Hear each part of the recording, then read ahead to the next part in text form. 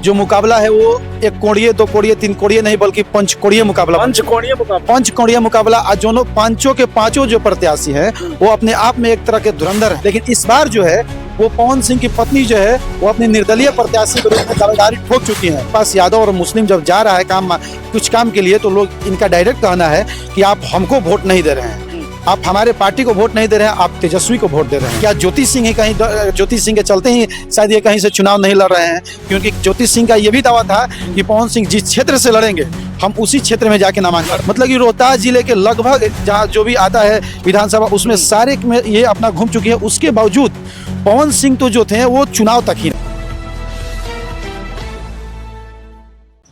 जी नमस्कार, मैं हूं राज पाठक और आप देख रहे हैं बुलेट न्यूज़ टीवी। देखिए इस वक्त बुलेट न्यूज़ की टीम काराकाट में है, काराकाट विधानसभा में। और काराकाट विधानसभा सीट जो है इस वक्त सबसे हॉट सीट बन चुका है। देखिए 2024 चुनाव के दौरान जब काराकाट में पावर स्टार पवन सिंह पहुंचे थे तो ये सीट हॉट सीट बना था, लेकिन अब पावर स्टार पवन सिंह की पत्नी ज्योति सिंह चुनावी मैदान में है।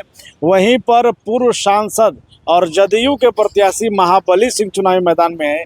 माले के विधायक रहे, एक बार फिर से माले ने मौका दिया और वो चुनावी मैदान में क्या कुछ लड़ाई है इसको समझेंगे। इस वक्त हम विक्रमगंज में है, यहीं पर नॉमिनेशन की पूरी प्रक्रिया खत्म हुई है और कल जो है सभी को चुनाव चिन्ह मिलेगा। हमारे सहयोगी अंकित यहाँ से लगातार कवरेज कर रहे हैं, इनसे समझेंगे कि अब जो काराकाट की लड़ाई है वो क्या है, कैसे है। सबसे पहले बुलेट न्यूज़ में स्वागत। जैसा सबसे पहले राज भैया आपको बहुत बहुत शुभकामना कि आप जो है वो औरंगाबाद से चल के विक्रमगंज में आए और हमारे काराकाट विधानसभा क्षेत्र के बारे में रिपोर्टिंग करने पहुंचे। देखिए इस बार जो काराकाट विधानसभा क्षेत्र का जो मुकाबला है वो एक कोणीय, दो कोणीय, तीन कोणीय नहीं बल्कि पंचकोणीय मुकाबला, पंचकोणीय मुकाबला। आज दोनों पांचों के पांचों जो प्रत्याशी हैं वो अपने आप में एक तरह के धुरंधर हैं। देखिए सबसे पहले बात करते हैं महागठबंधन से जो है फिर जो वर्तमान में विधायक थे अरुण सिंह वही है, उन पे ही लोग माले जो है CPI-ML उन्हीं पे भरोसा जताई है।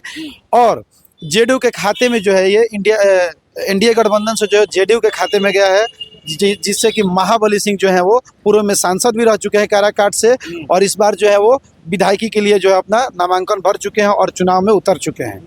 तीसरी बात की जन सुराज जो कि नई नवेली पार्टी कही जा रही है, जन सुराज के सूत्रधार जो है वो प्रशांत किशोर ने काराकाट से जो है योगेंद्र सिंह, जिनको कि योगेंद्र सिंह मुखिया के नाम से जाना जाता है, और ये मुखिया ये हैं कि एक नहीं दो पंचायत के मुखिया हैं। लोग जो है इनको दो पंचायत से जो है मुखिया बनाया है।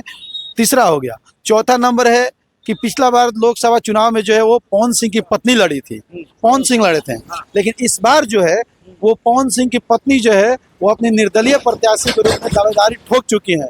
बताया कास लगाया जा रहा है, ये लगाया जा रहा था, इनके द्वारा कहा जा रहा था कि हम जो है वो रोहतास जिले के तीनों सीट से जो है वो लड़ सकते हैं, चाहे वो डेहरी हो और काराकाट विधानसभा लोकसभा क्षेत्र में जो है वो नवीनगर भी आता है, वहाँ से भी दावेदारी कर सकती थी, विधानसभा पर अपनी दावेदारी कर सकती थी। और ये भी चल रहा था कि कोई पार्टी जो इनसे अप्रोच कर रहा है, जनसुराज को बोला जा रहा था, RJD को बोला जा रहा था, लेकिन सारे पार्टी जो है अंततः नकार के जो है निर्दलीय प्रत्याशी के रूप में अपना इसी अनुमंडल से जो है वो अपना नामांकन भर कर क्षेत्र में उतर चुकी है। उसके बाद जो है वो जिला परिषद जो कि BSP से बहुजन समाज पार्टी से जो वंदना राज यादव जो है वो अपना नामांकन दाखिल कर चुकी हैं। और उसके बाद जो है क्योंकि वो जिला परिषद है और जिला परिषद संघ का जो है वो उपाध्यक्ष भी हैं, इसलिए खास बन जा रहा है। और ये तमाम जितने भी प्रत्याशी जो है पांचों के पांच अपने आप में जो है वो बड़ा चेहरा है। उसके बाद भी और कई प्रत्याशी जो है निर्दलीय के रूप में जो है वो नामांकन भरे हैं।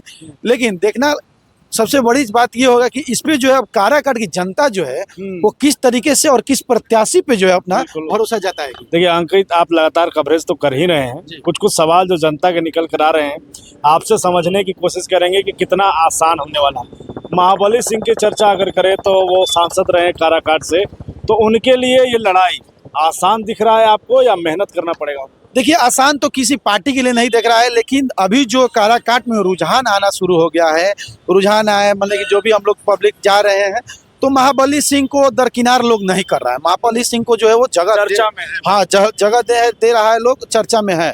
दूसरी बात रही जोगेंद्र सिंह मुखिया को, तो उनके जो दो पंचायत के क्षेत्र हैं उस बदौलत लड़ेंगे। और जो है वो नई प्रत्याशी जो जनसुराज के जो सूत्रधार प्रशांत किशोर जो है वो नए रूप में जो बोल रहे हैं कि हम विकास करेंगे, उसको लेकर लोग थोड़ा सा भरोसा जाता है, लेकिन थोड़ा सा नानकनी है उनमें। और तीसरी बात जो है कि जो महागठबंधन से अरुण सिंह, इनको क्षेत्र में लोग एकदम नकार चुका है। इस बार जो है क्षेत्र में नकार चुका है, लोगों का साफ इशू है। पहला नंबर है कि ये यादव और मुसलमान जो कि कोर वोटर माने जाते हैं इन महागठबंधन के और राजद के, और उन्हीं के समीकरण में है सीपीआईएम में। लेकिन ये क्या है, पर्सनली जो है ये यादव और मुस्लिम पे टारगेट किए हैं। सबके जबान से एक ही बात निकल रहा है कि जब इनके पास यादव और मुस्लिम जब जा रहा है कुछ काम के लिए, तो लोग इनका डायरेक्ट कहना है कि आप हमको वोट नहीं दे रहे हैं, आप हमारे पार्टी को वोट नहीं दे रहे हैं, आप तेजस्वी को वोट दे रहे हैं। तो लोग अब इनसे यही पूछना शुरू कर दिया है कि अब आप क्यों आए हैं। और टफ लड़ाई है। हाँ, उनके लिए बहुत टफ लड़ाई है। ज्योति सिंह पे चर्चा करते हैं। हाँ। पवन सिंह की वाइफ हैं। हाँ। पवन सिंह को लेकर के जो चर्चा बीच में हुआ, उनका प्रकरण हुआ, हाँ। तो क्या वो घटना के बाद पवन सिंह की सहानुभूति लोगों की ज्योति सिंह के साथ और बढ़ेगी, या जिस तरीके से पवन सिंह बाहर निकल गए चुनावी रेस से, अब ज्योति सिंह का क्रेज कम हुआ है? क्या दिख रहा है आपको? नहीं, देखिए, क्रेज कम नहीं है। पहला नंबर तो जो है उनका पारिवारिक मैटर है। पारिवारिक मैटर के साथ साथ जो लोग पारिवारिक भी बोल रहे हैं, अब देखिए पवन सिंह के लिए जो है पारिवारिक मैटर भी नहीं है। आप क्षेत्र में उतर चुके हैं, पहले एक्टर थे, अब नेता बनने के लिए आए थे लोकसभा में, और विधानसभा में भी लोग कयास लगा रहे थे कि आप पार्टी जब बीजेपी को ज्वाइन किए तो आप आएंगे। लेकिन अब क्या कारण रहा, क्या ज्योति सिंह ही कहीं, ज्योति सिंह के चलते ही शायद ये कहीं से चुनाव नहीं लड़ रहे हैं? क्योंकि ज्योति सिंह का ये भी दावा था कि पवन सिंह जिस क्षेत्र से लड़ेंगे हम उसी क्षेत्र में जाके नामांकन करें और फिर हरा देते। हाँ, हारना तो तय नहीं, हरा भी सकती थी, नहीं तो उनको जीतने तो नहीं देगी। ये तो कंफर्म। काराकाट में ज्योति आई हैं, तो क्या उनके लिए लड़ाई कितना आसान है? देखिए, उनके नामांकन में जन समर्थन था, लोगों का भीड़ था, और लोग उनको समर्थन भी करने आए थे। और सबसे बड़ी बात यह है कि जब इस बार जो है वो विधानसभा में अपना चुनाव लड़ने के लिए आई है। इससे पहले जो है वो 2024 के लोकसभा में पूरे काराकाट विधानसभा हो या नवीनगर विधानसभा हो या डेहरी, मतलब कि रोहतास जिले के लगभग जहाँ जो भी आता है विधानसभा, उसमें सारे में ये अपना घूम चुकी है। उसके बावजूद पवन सिंह तो जो थे वो चुनाव तक ही रहे, काराकाट में हो या डेहरी में हो या नवीनगर में। लेकिन ज्योति सिंह का सबसे एक बड़ा फैक्टर है कि चुनाव के बाद भी हर मुसीबत में, काराकाट हो या नवीनगर हो या डेहरी, ये तीनों जगह पे और तीनों विधानसभा में जो है वो अपना जाके लोगों से दुख सुख में मिलती थी, और लगातार एक ना एक दिन वो आके भ्रमण करती थी। यही कारण था कि वो दावा भी कर रही थी कि हम तीनों में से किसी विधानसभा पे चुनाव लड़ सकते हैं। अंततः जो है वो काराकाट में अपना पांव रख दी है। चलिए, बहुत धन्यवाद अंकित। अब लगातार अंकित हमारे साथ में थे, काराकाट में लगातार ये कवरेज भी कर रहे हैं, और इसी को समझने की हम कोशिश कर रहे थे कि काराकाट में अब मुकाबला किनके बीच है। जो पहले से सिटिंग यहाँ पर विधायक थे, या पूर्व सांसद, या फिर जब ज्योति सिंह मैदान में आई है तब की स्थिति क्या है। तो अंकित ने जो अब तक की स्थिति है उन पर अपना ओपिनियन दिया है, लेकिन अब जनता के बीच भी हम जाएंगे। जनता क्या चाहती है, जनता के मन में क्या है, जनता किसके साथ है, इस पर चर्चा करेंगे। फिलहाल लगातार हमारे साथ जुड़े रहिए, देखते रहिए बुलेट न्यूज़ टीवी।